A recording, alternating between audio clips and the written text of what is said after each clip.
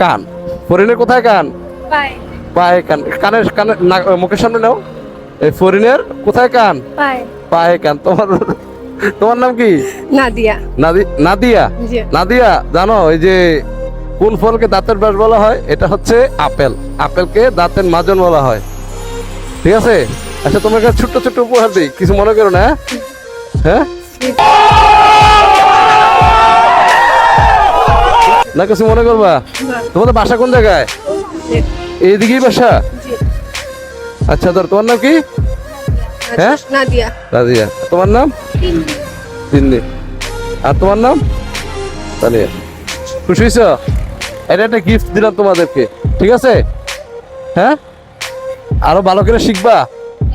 হ্যাঁ, নিজের জেলা সম্বন্ধে একটু ভালো করে শিখা দরকার, তাই না? যে নিজের জেলায় কোথায় কি আছে শিখবানি তোমরা। আচ্ছা, ঠিক আছে।